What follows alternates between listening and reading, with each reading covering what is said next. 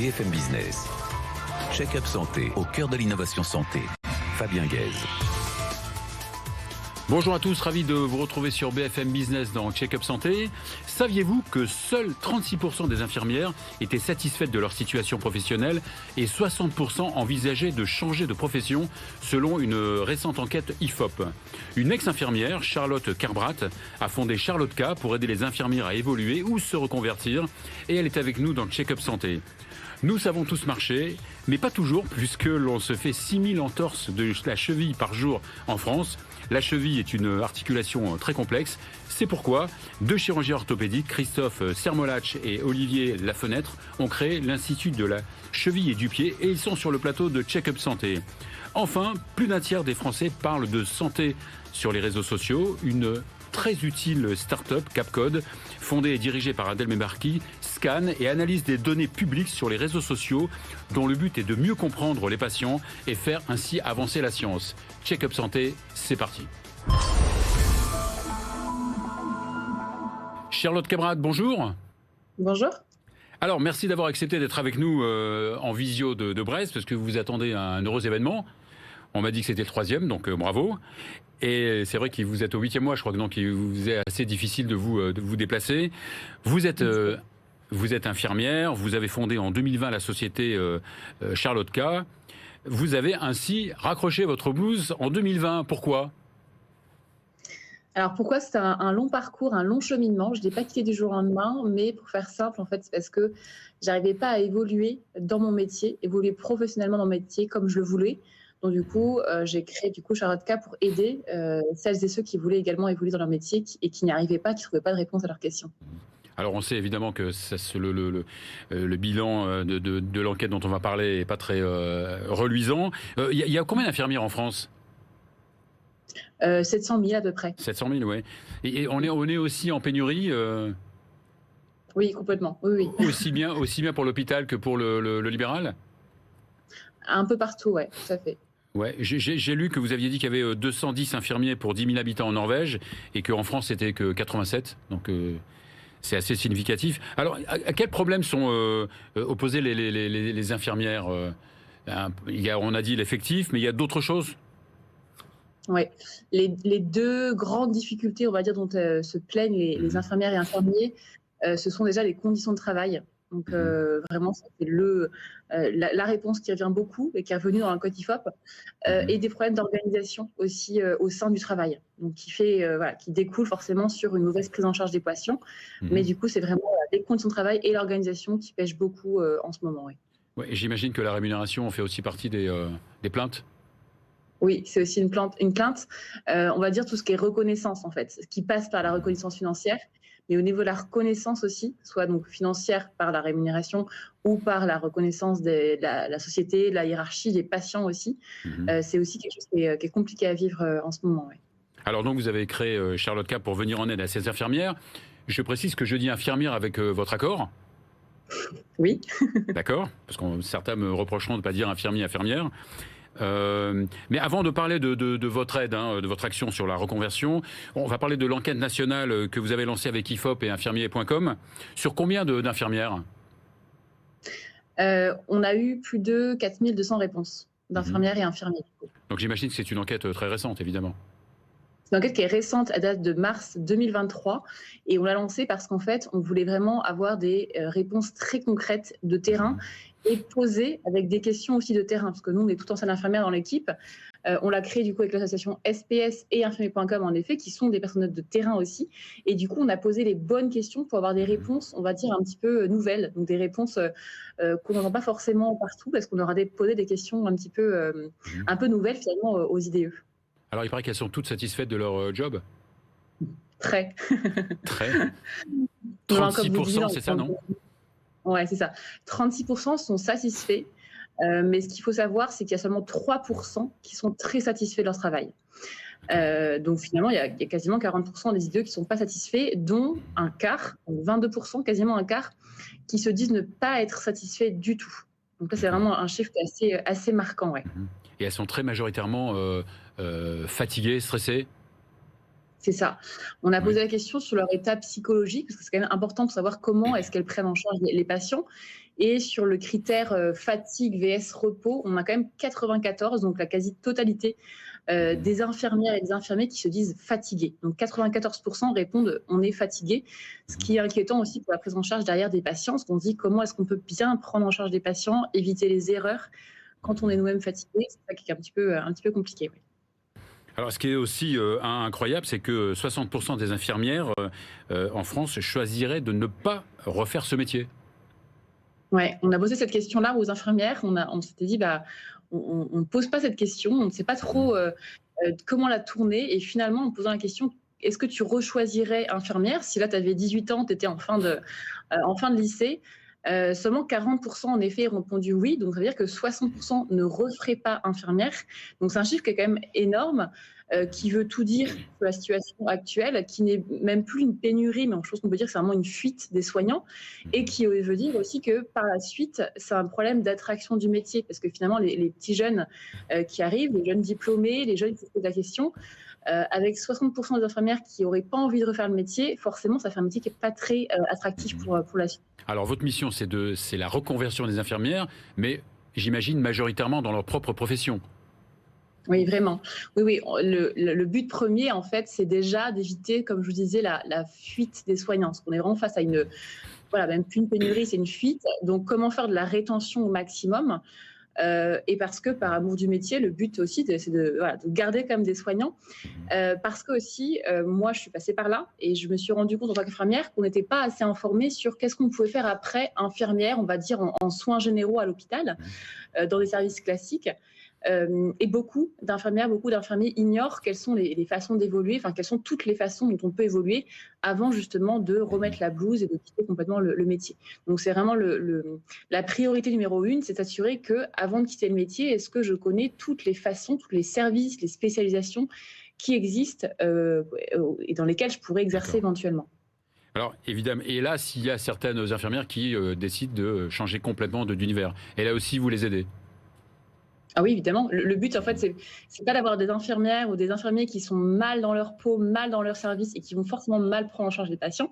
Et c'est aussi de valoriser leur diplôme parce qu'on a un niveau de licence maintenant qui est reconnu donc, dans le cursus LMD et on peut faire des passerelles vers d'autres métiers, évidemment. Donc, c'est de mettre en valeur aussi ce niveau d'études-là pour inciter à partir dans des masters. Et il y a aussi, par exemple, tout ce qui est master management. Donc, on n'est plus dans le milieu infirmière, mais on peut aussi encadrer des établissements de santé, par exemple. Donc ça, évidemment, on les accompagne également là-dedans. Oui. Bravo, je vois que c'est une super réussite. Vous êtes plusieurs collaborateurs? Oui, on est une bonne trentaine dans l'équipe maintenant. Ah oui, quand même une véritable entreprise répartie dans toute la France, c'est ça, non? C'est ça, on est répartis dans toute la France pour justement pouvoir rayonner dans toute la France, les dom-tom et un petit peu dans les pays francophones également. Et combien d'infirmières déjà coachées? Un peu plus de 1500 déjà, oui. Bravo, magnifique. Dernière question, un garçon ou une fille? Ah, c'est la surprise. C'est la surprise, d'accord. Ok. Bon, ben merci beaucoup Charlotte. Voilà, on va à présent accueillir Christophe Sermolach et Olivier Lafenêtre, chirurgien orthopédique. BFM Business, check-up santé, au cœur de l'innovation santé. Christophe Sermolach, bonjour. Vous êtes chirurgien orthopédiste à Marseille et à Paris. Olivier Lafenêtre, bonjour. Bonjour. Vous êtes aussi chirurgien orthopédiste et vous partagez entre Paris et Bordeaux, c'est ça? C'est ça. Alors, je l'ai dit en introduction, 6000 entorses de cheville par jour en France, c'est beaucoup quand même. Est-ce qu'on ne sait plus marcher? Non, je pense que c'est pas qu'on ne sait plus marcher. Je pense que les activités ont changé. Les gens font beaucoup plus de sport qu'auparavant, je pense. Il y a des tas d'activités physiques comme le vélo, les trottinettes, comme on le voit à Paris. Et donc, je pense que ça favorise quand même une torsion plus fréquente. D'autant qu'on est surpris psychologiquement souvent quand on marche. Et pourtant, les gens, même les femmes, sont plus en basket qu'en talons aiguilles. Oui. Est-ce qu'il y avait plus d'entorses à l'époque avec les talons aiguilles? Avec les talons aiguilles, il y a une instabilité, le vrai talon aiguille. Mais c'est quand même plutôt la pratique sportive. Dans ces 6000 entorses, c'est probablement plus de 80% d'activité physique et sportive. Alors évidemment, il n'y a pas que cette pathologie sur la cheville, il y a aussi l'arthrose. Bien sûr. L'arthrose, là aussi, c'est l'allongement de la vie. C'est la normalité de la vie. Ouais. La normalité de la vie. On vieillit, les muscles fondent. Et quand commence l'arthrose Ça commence plutôt tard ou Je ne peux pas vous répondre. Je pense que ça démarre depuis le départ, mais lentement, et ça s'accélère à la cinquantaine. Ce qui est très particulier, c'est que la cheville, c'est une articulation extrêmement emboîtée. Donc l'arthrose primitive dégénérative isolée, c'est assez rare par rapport au genou ou à la hanche. Et par contre, tout ce qui va retentir sur l'axe du pied, la position, et notamment les entorses à répétition, vont favoriser des usures un peu désaxées et donc à terme provoquer ces arthroses. Ou des malformations parfois des articulations qui sont au-dessus. Quelqu'un qui a les jambes marquées ou qui est en alus varus ou valgus, ça peut... Tout à fait. Alors c'est vrai que donc vous avez créé l'Institut de la cheville et du pied à Paris. En ce moment, vous travaillez aussi à la clinique Blomet. Oui, tout à fait. Pourquoi cet institut ? Il n'y a pas beaucoup de chirurgiens qui sont spécialistes de la cheville et du pied en France ? Ça se développe. Mais quand on a créé cet institut il y a une dizaine d'années, c'était très rare. Et surtout, même dans notre groupe, on a notre propre spécificité. C'est difficile de répondre à une demande générale. Donc l'intérêt d'un centre, c'est qu'une personne qui vient avec un problème spécifique va être automatiquement gérée. Alors c'est vrai que la cheville, donc, si vous n'allez pas me contredire, c'est une articulation, une zone qui est très complexe. Voilà, vous allez me montrer pourquoi cette articulation est très complexe. Alors je vous ai dit tout à l'heure que c'était très emboîté puisque vous avez donc l'os du pied et le talus qui est donc encastré en fait entre les deux malléoles du tibia et de la fibula. Donc on pense que c'est simplement un mouvement de flexion-extension, mais pas du tout en fait. Il y a des mouvements un peu comme dans le genou de rotation. Très léger. Oui, tout à fait. Mais ça prépare en fait l'adaptation du pied aux déclivités du sol. Et le pied c'est un organe extraordinaire avec des programmes automatiques. Et en fait, dans la cheville, ça démarre dans la cheville. Et après, si vous voulez, il y a tout un tas de connexions avec les autres articulations dans l'arrière-pied et puis après le médio-pied qui permettent l'adaptation à toutes les situations, en fait, quelles que soient les activités. Et donc, la cheville, c'est le pivot central, je dirais, de l'arrière-pied. Et donc, il y a une certaine fragilité parce qu'il y a cet emboîtement. Et qu'on n'a pas dans d'autres articulations. Et comme sur le genou, le poids aussi a une action importante ? Alors oui, chaque fois que vous levez le talon pour passer d'un pas sur l'autre, c'est 5 fois le poids du corps, donc dans une zone qui fait 10 cm², donc c'est des forces énormes. Quelqu'un qui pèse 80 kg, vous voyez ce que ça fait tout de suite. 5 fois le poids du corps en compression et 1 fois le poids du corps en cisaillement. Alors j'imagine qu'on a vu les causes, l'arthrose, la pratique sportive, les traumatismes, etc. Donc ensuite, il faut traiter. Donc, les traitements aussi donc de la cheville sont aussi assez spécifiques. Tout à fait. On a des chirurgies qui ressemblent un petit peu aux autres, comme les ligamentoplasties, qui servent à réparer une instabilité. Mais il y a également maintenant des évolutions, on va dire, sur des lésions qui sont un peu spécifiques à la cheville, qu'on appelle des LODA ou des LODT, qui sont des petites zones nécrotiques qui aujourd'hui ont fait de l'évolution au niveau thérapeutique. D'accord. Donc, il y a la chirurgie, évidemment, il y a les ligamentoplasties, il y a aussi les infiltrations. Tout à fait. Il y a toute une ligne de traitements médicaux au départ. Donc, on peut infiltrer. Alors, les rhumatologues infiltreront des corticoïdes, mais ça, c'est pas très bon pour les tissus à terme. C'est bien de savoir. Voilà, donc il ne faut pas abuser. On peut infiltrer de l'acide hyaluronique, qui est un composant du cartilage et qui va en fait préserver le cartilage restant quand il y a de l'arthrose débutante. Donc c'est un peu ce qu'on fait dans le genou, mais ça marche très bien dans la cheville. Et puis après, qui ne remplace pas, donc qui le préserve. Tout à fait. Qui nourrit. Et après, donc ce Christophe en parlera peut-être plus que moi, tout ce qui est donc plasma riche en plaquettes, facteurs de croissance, autologues, donc à partir de notre propre sang, donc qui sont injectés avec éventuellement cet acide hyaluronique et qui permettent de temporiser dans certaines arthroses, d'attendre l'heure de la chirurgie, quelle qu'elle soit. D'accord. Évidemment, le cartilage ne repousse pas. Et on y arrive un peu maintenant. On arrive à reproduire certaines plages cartilagineuses. Alors pas forcément toute la cheville, parce que c'est très compliqué quand la cheville est déformée, mais sur des zones de défect, maintenant, on peut faire repousser grâce à ces thérapies cellulaires, puisqu'aujourd'hui, on utilise... On applique la thérapie cellulaire. On utilise d'une part les facteurs d'activation, c'est-à-dire ce qu'on appelle les PRP, plasma riche en plaquettes, ou PRF, plasma riche en fibrilles. On peut utiliser aussi des cellules souches indifférenciées, qu'on prélève dans les os, notamment le bassin. Et ces cellules, plus les inducteurs, arrivent, par une mémoire cellulaire, à régénérer un fragment articulaire, voire un défect. D'accord. Ça, c'est le sou quand même, parce qu'on a toujours dit le cartilage n'est pas vascularisé. Donc, oui, on a toujours dit aussi que les nerfs ne pas. repousseraient pas vite, on va y arriver un jour ou l'autre. Ouais. Donc je pense que ça change un petit peu. Et ces facteurs d'activation qu'on a utilisés depuis 10 ans en France dans les tissus, aujourd'hui, on l'utilise à l'intérieur de l'os pour accélérer cette reproduction, ce qu'on ne faisait pas avant. Et on a des résultats quand même surprenants aujourd'hui. Alors, il y a aussi les prothèses. Oui, il y a les Ce qui est prothèses. fou, c'est qu'il y a 150 000, j'ai vu qu'il y avait 150 000 prothèses de hanches par an, 100 000 de genoux et 500 seulement de chevilles. 500 les bonnes années. Pour quelle raison? C'est confidentiel, c'est compliqué. La prothèse de cheville, c'est pas la prothèse de hanche. Ça existe depuis 50 ans, mais ça marche bien depuis 20 à 25 ans. Il y a eu pas mal de problématiques.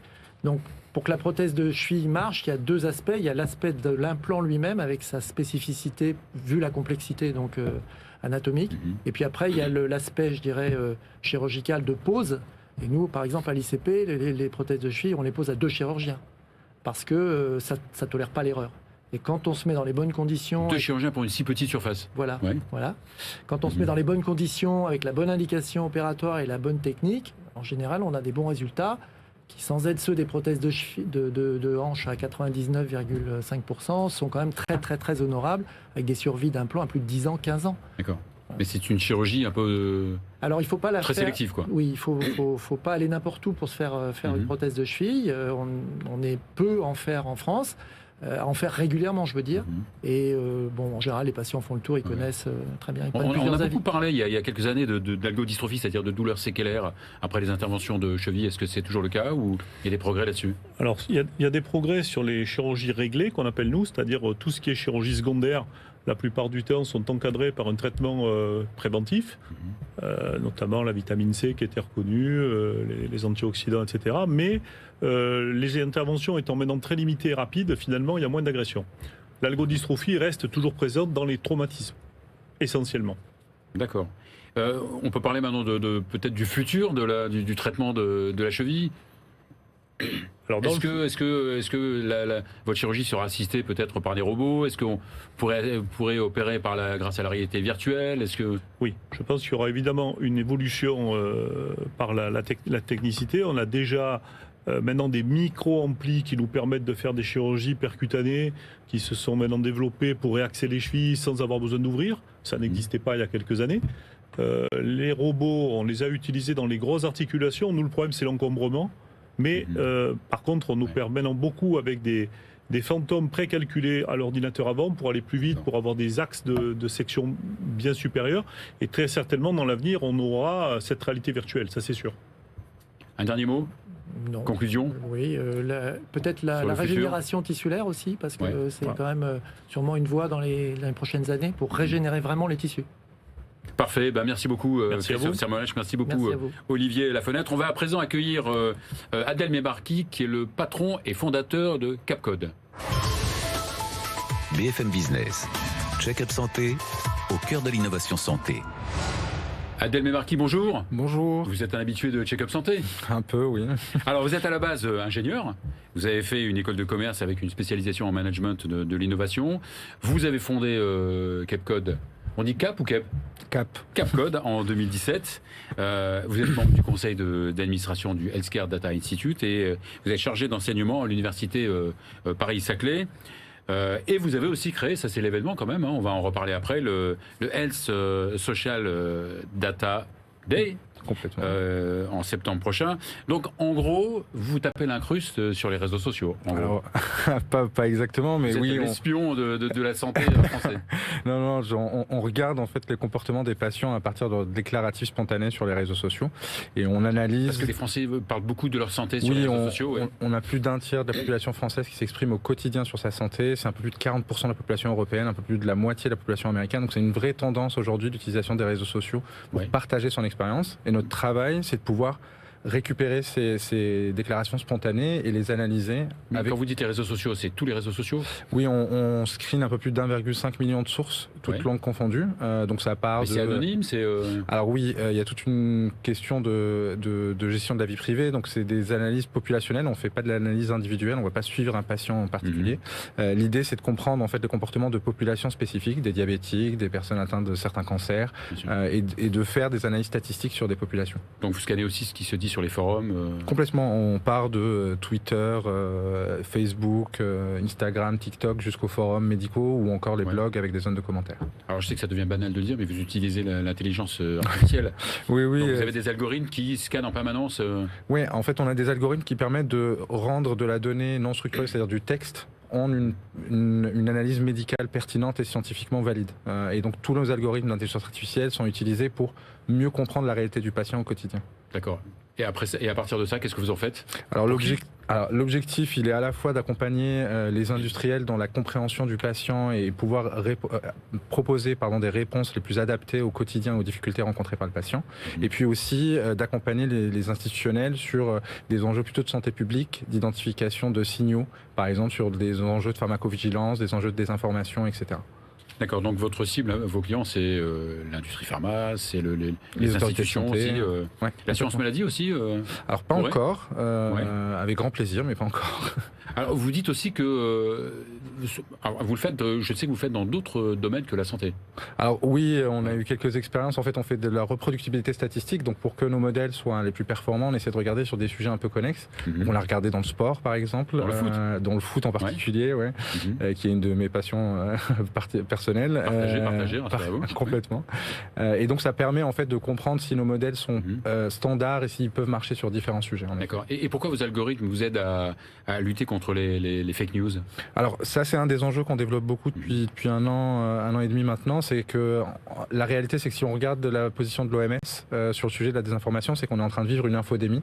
Et l'enjeu, il est d'appliquer des visions un peu épidémiologiques, donc la détection de signaux faibles, sur des sujets d'information émergents. Donc l'objectif, c'est de pouvoir dire, il y a une viralité sur cette fausse information, il faut absolument prendre la parole d'un point de vue institutionnel pour répondre et éviter que les populations, les citoyens soient touchés par cette désinformation. Vous avez des exemples, un exemple concret ? Alors naturellement, on a beaucoup travaillé dans la vaccination, sur le Covid, vaccination. On a beaucoup travaillé aussi sur les médecines alternatives, sur comment en fait on fait croire à des patients que certains produits qui ne sont ni validés par les autorités ni qui ont un enjeu médical ou un impact médical sont repris avec des discours plutôt sur l'enjeu de la médecine alternative et de comment ça peut soigner. D'accord. Et là aussi, pour ces fake news, donc, vous avez aussi une cible et vous avez des clients qui... Alors, on travaille avec certains industriels. Aujourd'hui, on est surtout sur de la recherche. On travaille avec notamment le Sorbonne Center for Artificial Intelligence sur ces enjeux-là, parce que c'est vraiment un enjeu pluridisciplinaire. Il y a de la science de l'information, il y a des mathématiques, il y a de l'épidémiologie. Donc, c'est vraiment cet enjeu de pouvoir collaborer de manière pluridisciplinaire avec des équipes de recherche sur le sujet. Alors, on parle beaucoup évidemment d'intelligence artificielle, mais beaucoup de chat GPT. Ouais. Est-ce que ça change un peu la donne pour vous ? Alors, moi, je suis assez nuancé sur ChatGPT. Non pas perplexe, en fait c'est un outil technologique qui est assez extraordinaire. Maintenant on est très loin d'avoir une adoption en fait en santé. On parle beaucoup des potentiels, il y a beaucoup de potentiels intéressants. Après il y a des notions très simples, c'est comment on évalue, comment on sait que les données sur lesquelles est entraîné, on les connaît pas déjà, on ne sait pas sur quoi est entraîné ChatGPT aujourd'hui, comment on sait que l'information est fiable. Donc tous ces enjeux-là d'explicabilité et de fiabilité de l'information va amener en fait une difficulté à intégrer ChatGPT dans nos réalités quotidiennes en santé. Alors pour finir, donc on va parler de votre congrès que vous lancez, c'est la première édition, le Health Social Data Day, le 26 septembre. Oui, en fait l'enjeu de cet événement qu'on co-organise avec les équipes de Tech2Med, c'est de pouvoir en fait faire en sorte d'avoir une journée où l'ensemble des parties prenantes, institutionnelles, privées, patients, industriels et start-up, soient réunis pour mieux appréhender ces sujets. Parce qu'aujourd'hui, on se rend compte que c'est une discipline qui est intéressante et qui est de plus en plus fiable d'un point de vue scientifique. Encore faut-il qu'il y ait un bon cadre réglementaire, qu'il y ait une réelle compréhension des limites des outils, mais aussi d'avoir une vision pragmatique. Aujourd'hui, on parle des réseaux sociaux, ça a des avantages très forts dans le partage d'expériences, mais ça a aussi des menaces à travers la désinformation dont on vient de parler. Donc l'enjeu, c'est pendant toute une journée de pouvoir balayer l'ensemble de ces sujets et d'avoir une vision prospective sur comment va se développer cette approche. Des experts de renommée Bien internationale. sûr, alors on a notamment l'ouverture de l'événement qui est fait par le docteur Graciela González Hernandez, qui est une chercheuse aux États-Unis à Cedars-Sinai sur l'intelligence artificielle et le traitement des réseaux sociaux, qui va ouvrir notre événement. On aura l'occasion aussi d'avoir Tristan Mondes France, par exemple, qui va nous parler plutôt des sujets de désinformation.